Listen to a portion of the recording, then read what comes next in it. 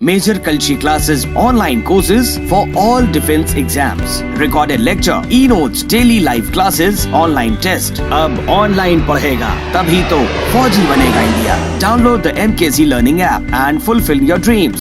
Hello students, major Kalsi के YouTube channel पे आप सभी का बहुत बहुत स्वागत है. स्टूडेंट्स, आज हम बहुत ही महत्वपूर्ण कॉन्सेप्ट के बारे में डिस्कशन करेंगे. जी हाँ, जो कॉन्सेप्ट रिलेटेड है वो एक पर्टिकुलर टॉपिक से है.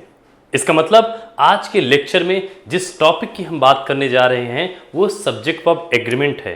तो सब्जेक्ट वर्ब एग्रीमेंट के अंतर्गत हम कुछ महत्वपूर्ण कॉन्सेप्ट के बारे में डिस्कशन करेंगे जिनसे कई बार एग्जाम में क्वेश्चंस पूछे जा चुके हैं. तो आइए बिना समय को वेस्ट किए हुए एक एक कॉन्सेप्ट को बेहतर तरीके से जानने की कोशिश करते हैं. तो जैसा कि हमने बताया सब्जेक्ट वर्ब एग्रीमेंट, तो हम जानते हैं कि आखिर सब्जेक्ट वर्ब एग्रीमेंट है क्या. जैसे कि आप देखो, सब्जेक्ट वर्ब एग्रीमेंट शब्द से ही पता चल रहा है कि सब्जेक्ट और वर्ब के बीच एग्रीमेंट होना चाहिए. एग्रीमेंट का मतलब करार होना. मतलब क्या निकला इसका? मतलब यह है कि किसी भी सेंटेंस में अगर हम वर्ब का यूज करते हैं तो वो दिए गए वाक्य के सब्जेक्ट से संबंधित होना चाहिए. ये एस है, ये सब्जेक्ट को डिनोट कर रहा है, ये वर्ब है, जो ये वी है, वर्ब को डिनोट कर रहा है. तो तर्क ये निकला कि किसी भी सेंटेंस में अगर सब्जेक्ट हम सिंगुलर यूज करते हैं तो इसके साथ जो भी वर्ब आएगी वो भी सिंगुलर में होना चाहिए. अगर दिए गए वाक्य का सब्जेक्ट प्लूरल में है तो ऐसी स्थिति में उस सेंटेंस में प्रयोग होने वाली वर्ब भी प्लूरल में प्रयोग होना चाहिए. तो सिंगुलर सब्जेक्ट, सिंगुलर वर्ब. अगर सब्जेक्ट प्लूरल में है तो वर्ब भी प्लूरल में प्रयोग की जानी चाहिए. अच्छा, अब आप जानते हो कि हेल्पिंग वर्ब को हम दो पार्ट में डिवाइड कर देते हैं. एक प्राइमरी वर्ब के अंतर्गत, एक मॉडल ऑक्सिलरीज के अंतर्गत. तो अगर हम बात करते हैं मॉडल ऑक्सिलरीज की, तो मॉडल ऑक्सिलरीज पर सब्जेक्ट के सिंगुलर अथवा प्लूरल होने का इंपैक्ट नहीं पड़ता. मतलब ये बिल्कुल ही महत्व नहीं रखता कि दिया गया सब्जेक्ट सिंगुलर है कि प्लूरल. जैसे अगर हम कैन को ही एग्जाम्पल के तौर पे ले लें तो आई के साथ भी कैन, यू के साथ भी कैन, ही के साथ भी कैन, दे के साथ भी कैन, स्टूडेंट्स के साथ भी कैन. तो इसका मतलब सभी के साथ कैन यूज कर सकते हैं. उसी तरीके से हम अगर शुड की बात करें तो वी के साथ भी हम शुड, यू के साथ भी शुड, स्टूडेंट के साथ भी शुड, ही के साथ भी शुड. तो इसका मतलब है कि हम सभी के साथ शुड का प्रयोग कर सकते हैं. लेकिन जब बात आती है प्राइमरी वर्ब की, तो प्राइमरी वर्ब के अंतर्गत अगर हम बात करें तो यहां पे is, am, are, was, were, do, does, did, have, has और हैड आते हैं. ठीक, इसका मतलब जो भी अब हम कॉन्सेप्ट समझेंगे वो इन्हीं वर्ब से रिलेटेड होंगे. तो इनमें भी हम समझ लेते हैं कि कौन से सिंगुलर माने जाते हैं, कौन से प्लूरल माने जाते हैं. तो अगर आप बात करें इज, वॉज और डज और यहां पे हैज, इनको हम सिंगुलर कंसीडर करते हैं. अगर हम आर की बात करें, वर की बात करें, डू की बात करें और हैव की बात करते हैं तो इनको प्लूरल माना जाता है. मतलब सिंगुलर सब्जेक्ट होंगे तो इज, वॉज, डज और हैज में से यूज किया जाएगा. वो डिपेंड करेगा कि सेंटेंस की डिमांड क्या है, किस टेंस में सेंटेंस लिखा गया है. इसी तरीके से अगर हम बात करते हैं सब्जेक्ट प्लूरल हुआ तो प्लूरल के लिए आर, वर और उसके साथ साथ डू और फिर हम हैव का यूज करेंगे. यहां पे अगर आप देखें एम बचा है तो हमें पता है कि अगर सब्जेक्ट के रूप में आई होता है तो आई के साथ हम एम का यूज करते हैं. यहां दो बच जा रहे हैं, हैड बच जा रहा है और यहां पे डिड बच जा रहा है. आपको पता है कि पास्ट इंडेफिनिट टेंस में हेल्पिंग वर्ब के रूप में हम डिड का यूज करते हैं.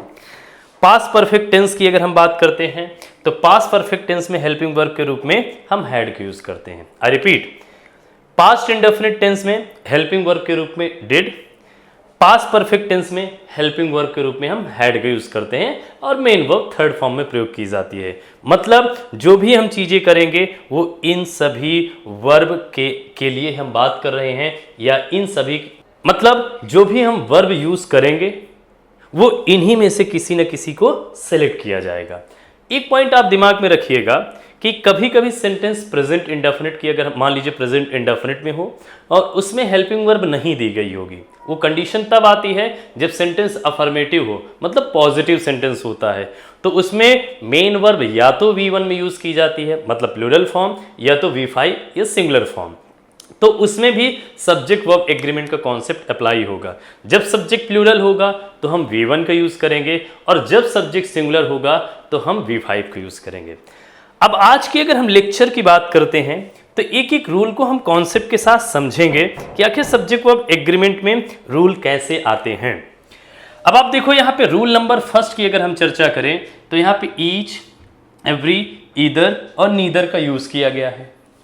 अब जितने भी, यानी अगर हम एवरी को छोड़ दें, यहाँ पे जो हमारे पास जो शब्द है यहाँ पे एवरी को अगर हम छोड़ दें तो ईच, ईदर और नीदर की अगर हम चर्चा करें तो इन तीनों का यूज हम प्रोनाउन के रूप में कर सकते हैं। और अगर हम इन चारों की बात करते हैं तो इन चारों का प्रयोग हम एडजेक्टिव के रूप में कर सकते हैं। तो तर्क ये निकला कि इनमें से कुछ हैं, एक को छोड़ दिया जाए तो उनका प्रोनाउन के रूप में हम यूज कर सकते हैं, और अगर चारों को ले लें तो उसको एडजेक्टिव के रूप में हम कर सकते हैं यूज। लेकिन कब कैसे करेंगे, इनके साथ वर्ब कैसे आना चाहिए, नाउन अगर यूज कर रहे हो तो किस कंडीशन में आएगी, तो उनके बारे में भी एक एक को हम चीजों को समझते हैं एक एक करके। देखिए, अगर जब ये एडजेक्टिव के रूप में यूज होंगे तो हमेशा दिमाग में रखिएगा कि इनके बाद हमेशा नाउन का प्रयोग होना चाहिए, और प्रयोग होने वाला नाउन हमेशा सिंगुलर में आएगा। पॉइंट नंबर 2, अगर इनके साथ आप वर्ब यूज करोगे तो वर्ब भी प्रत्येक दशा में सिंगुलर में प्रयोग की जाएगी। और ये कंडीशन जो मैं बता रहा हूं वो एक्चुअल में कब, जब इनका यूज हम एडजेक्टिव के रूप में करते हैं। तो सभी का अर्थ समझ लो, इसका तर्क क्या है। आखिर यहां पे नाउन तो सिंगुलर में आ गया, ये बात सही है, लेकिन उसके पीछे का लॉजिक क्या है, क्यों नाउन सिंगुलर में आता है और क्यों हम इसके साथ वर्ब सिंगुलर में प्रयोग करते हैं, उसके पीछे का भी तर्क समझिए। तर्क ये है कि अगर सबकी मीनिंग समझें तो मीनिंग से ही हमें अर्थ समझ में आ जाएगा कि हम वर्ब क्यों सिंगुलर में यूज करते हैं।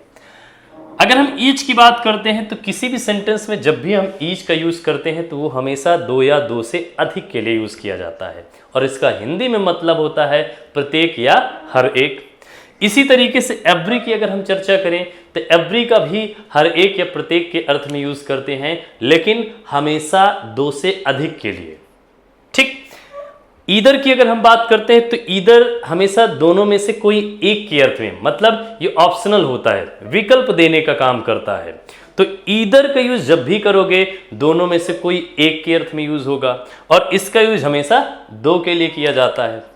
ठीक उसी तरीके से नीदर की बात करते हैं, नीदर का यूज भी दो के लिए होता है और दोनों में से कोई नहीं के अर्थ में हम यूज करते हैं। ये अब लॉजिक समझ में आ रहा होगा। तो हर एक के सेंस में यूज करते हैं, एक समय में एक की बात होती है, इसीलिए हम नाउन इसके साथ सिंगुलर में यूज करेंगे।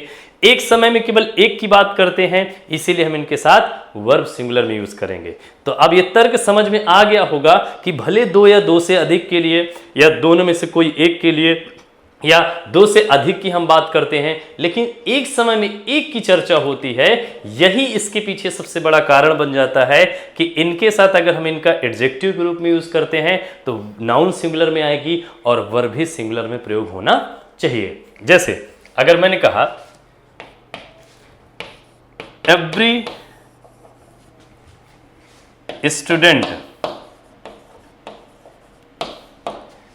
Is responsible,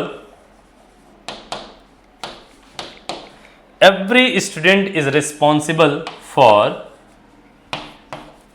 this mistake। इसका मतलब प्रत्येक विद्यार्थी इस गलती के लिए जिम्मेदार है।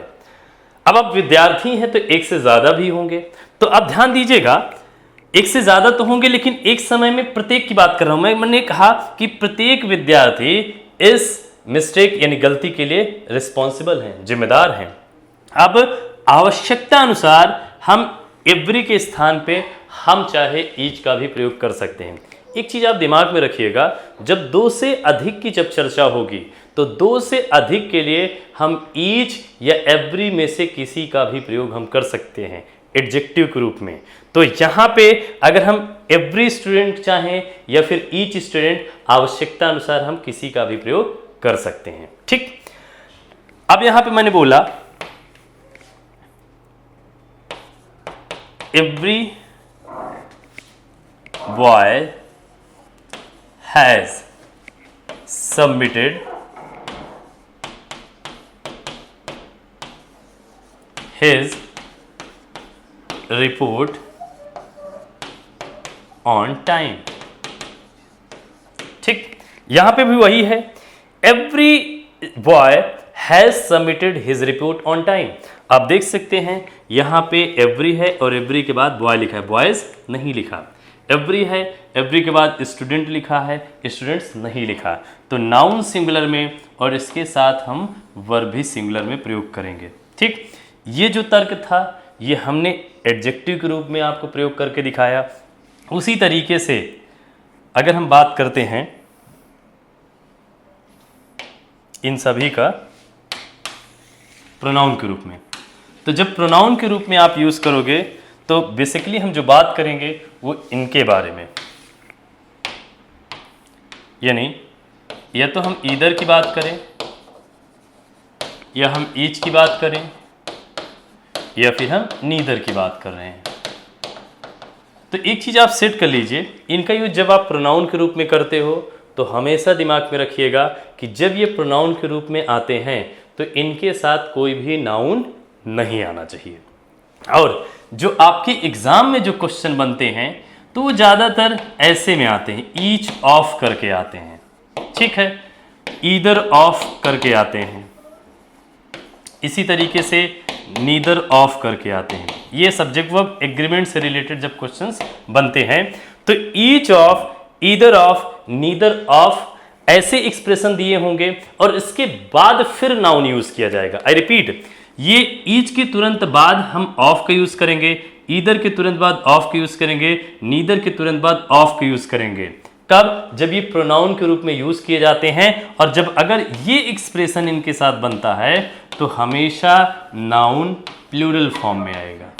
ठीक, अब नाउन तो भले प्लूरल में आ गया, लेकिन अगर हम वर्ब की चर्चा करें तो इनके साथ वर्ब हमेशा सिंगुलर में प्रयोग की जाएगी। ये भी लॉजिक समझ में आना चाहिए आपको। ईच ऑफ द स्टूडेंट्स हम बोलेंगे, either of the two candidates हम बोलेंगे, neither of the to boys हम बोलेंगे। बॉय नहीं बोल सकते क्योंकि हमें पता होना चाहिए दो में से एक के लिए नीदर, ईदर का यूज दोनों में से कोई एक के सेंस में हम यूज करते हैं, नीदर का यूज दोनों में से कोई नहीं के सेंस में यूज करते हैं, और प्रत्येक या हर एक के सेंस में हम ईच का यूज करते हैं। अब हम समझते हैं एग्जाम्पल के माध्यम से। अगर मैं लिखूं either of the to routes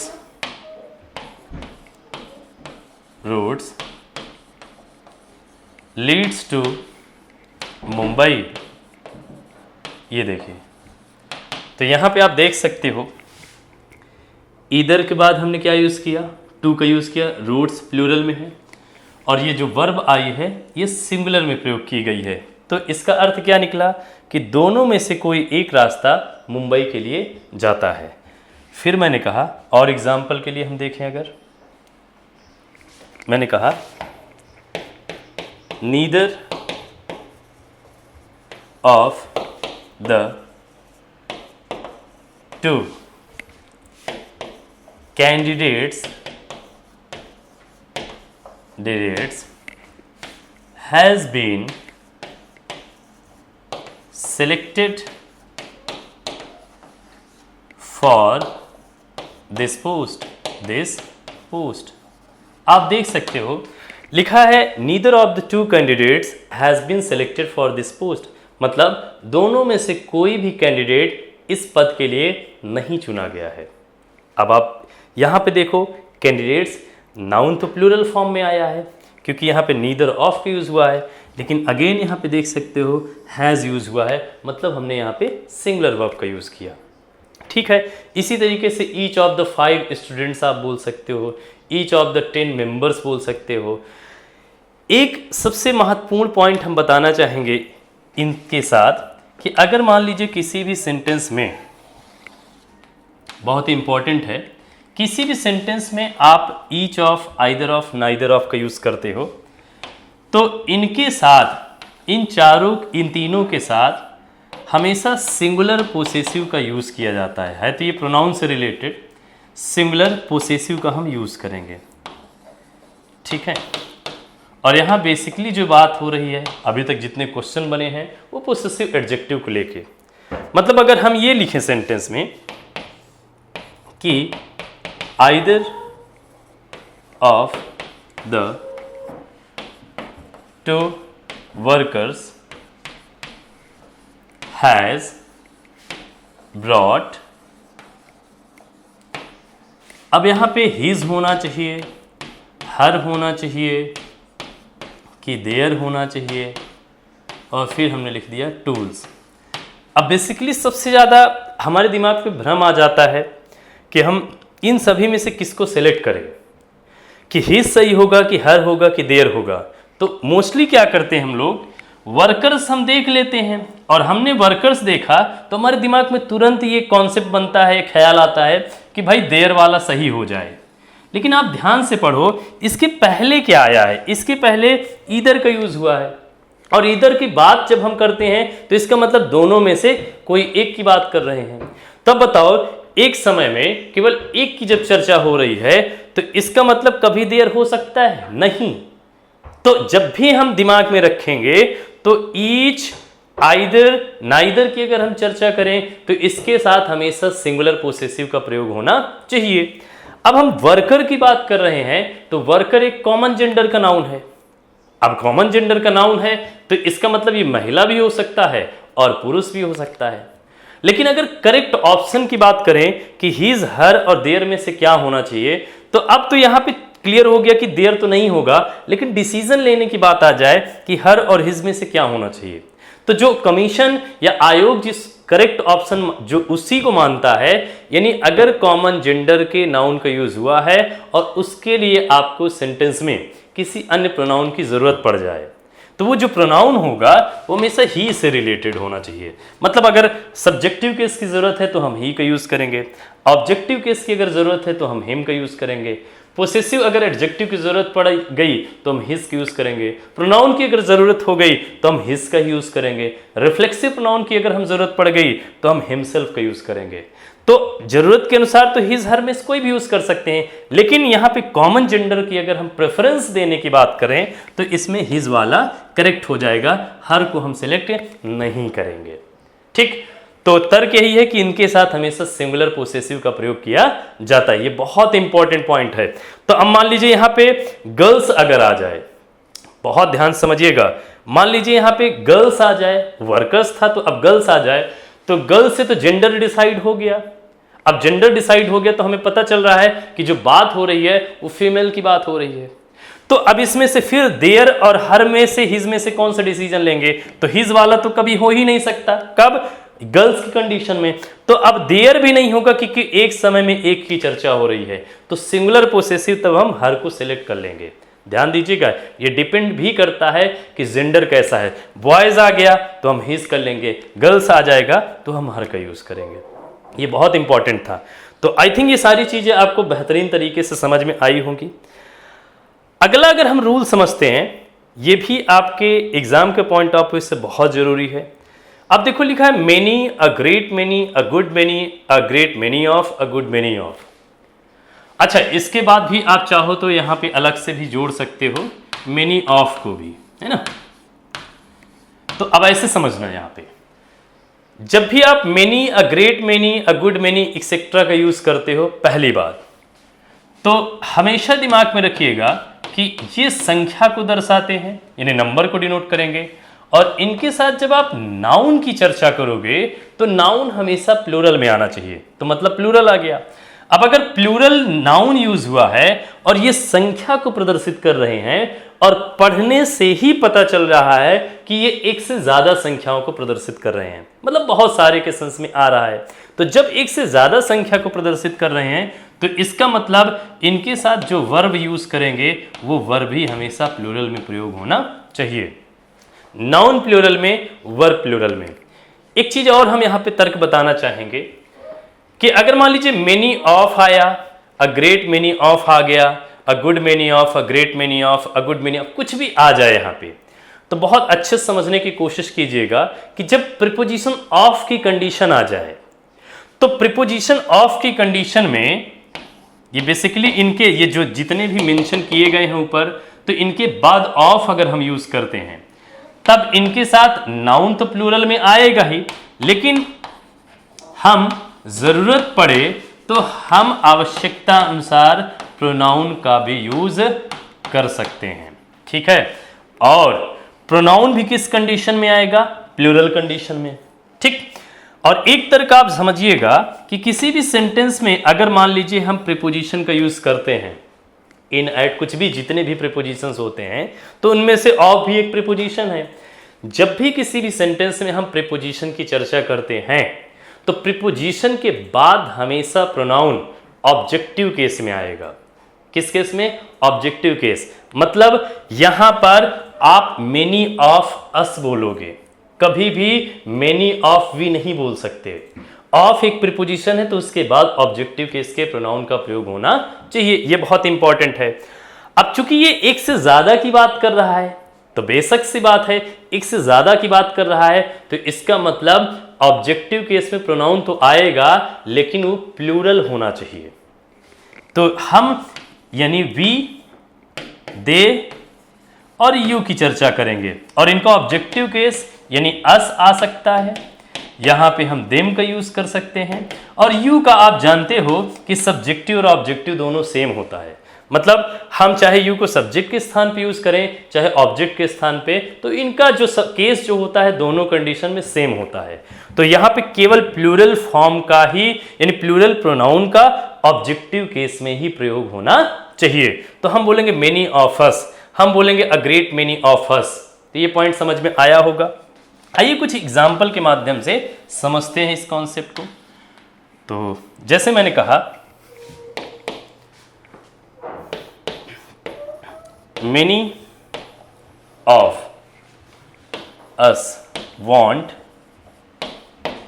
to succeed in life, succeed in life, succeed in life. इसी तरीके से many were invited to dinner। अच्छा, इस एग्जाम्पल से एक तर्क और लगा होगा आपको, क्या? कि ऐसे समझिए हम बिना नाउन या प्रोनाउन को भी आवश्यकता अनुसार हम इन शब्दों को हम सब्जेक्ट के रूप में यूज कर सकते हैं। दूसरा आप सेंटेंस देखिए, लिखा है many were invited to dinner, मतलब बहुत सारे लोगों को आमंत्रित किया गया था डिनर पर। आप देखो many of us want to succeed in life, हम में से बहुत सारे लोग जीवन में सफल होना चाहते हैं।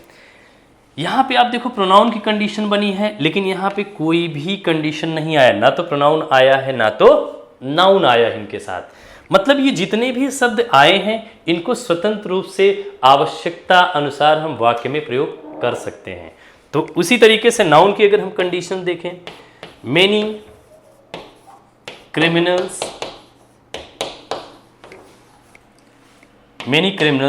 have been arrested, आप ये देखिए यहाँ पे मैंने लिखा है मेनी क्रिमिनल्स, या आप बोल सकते हो a good many of criminals, या आप बोल सकते हो a great many criminals have been arrested, मतलब बहुत सारे अपराधियों को गिरफ्त किया गया है, गिरफ्तार किया गया है। अब देखो मेनी के तुरंत बाद क्या आया है?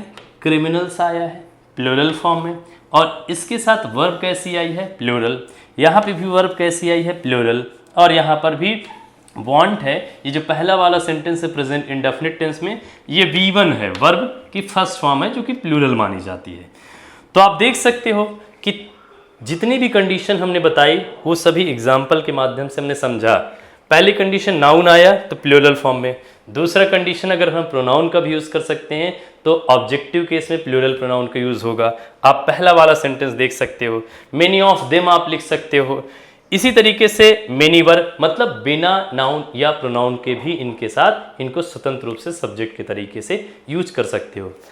अच्छा, इसके पहले जो हमने ईच आइदर नाइदर की कंडीशन बताई थी वो भी आवश्यकता अनुसार हम स्वतंत्र रूप से सब्जेक्ट के रूप में यूज कर सकते हैं। तो घबराना नहीं, अगर नाउन की कंडीशन आती है उनके तुरंत बाद तो हम नाउन सिंगुलर फॉर्म में यूज करते हैं, लेकिन आवश्यकता अनुसार उन्हें हम स्वतंत्र रूप से भी यूज कर सकते हैं। ठीक, तो आई होप कि ये पॉइंट आपको क्लियर हो रहा होगा। एक पॉइंट मैं आपको और डिस्कशन करना चाहूँगा बैक जा करके, वो किससे रिलेटेड है? ईच एवरी ईदर नाइदर से संबंधित है। वो क्या है उसको समझते हैं। बेसिकली जो हम बात करने जा रहे हैं वो ईच और एवरी से रिलेटेड है। बहुत सारे आप सेंटेंस ऐसे भी देखे होंगे कि each boy and each girl is ready to participate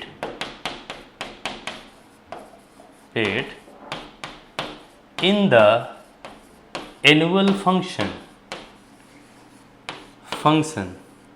अब इसका तर्क समझ लो।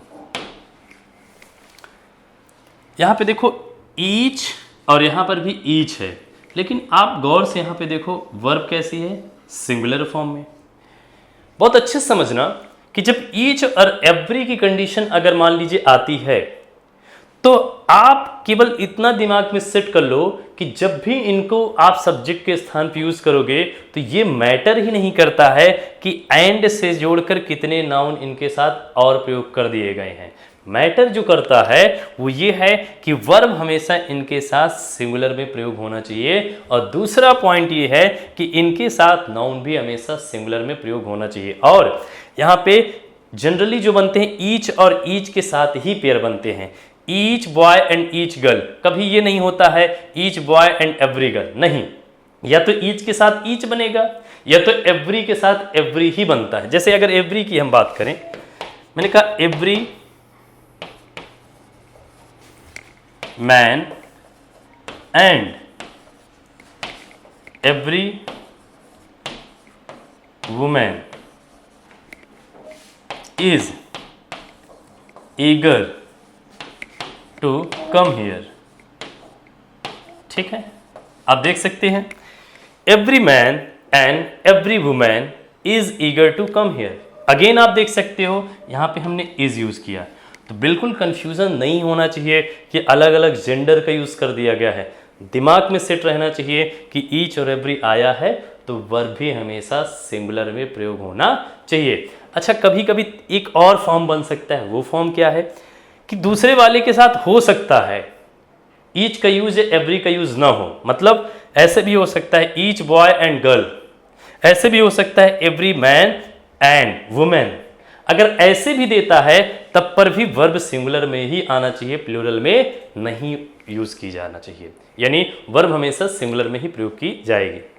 आशा करता हूं ये सारी चीजें आपको समझ में आई होंगी। अगेन पूरे रूल्स नहीं कवर हुए, ये पार्ट 1 था, इसका पार्ट 2 जल्द ही आएगा। मतलब ये टॉपिक से जितने तरीके से क्वेश्चन पूछे जाते हैं, जो जो बन सकते हैं प्रश्न या अभी तक जो पूछे जा चुके हैं, उन सभी कॉन्सेप्ट को, उन सभी रूल्स को बेहतरीन तरीके से हम पढ़ेंगे और जानेंगे। तो थैंक यू सो मच, जय हिंद। आपकी बेस्ट फ्रेंड किताबें होती हैं जो आपका करियर बनाती हैं और ड्रीम्स को पूरा करती हैं। रक्षा क्षेत्र की सभी परीक्षाओं की संपूर्ण तैयारी के लिए best study material online order करें। Visit www.dlp.majorkulshiclasses.com।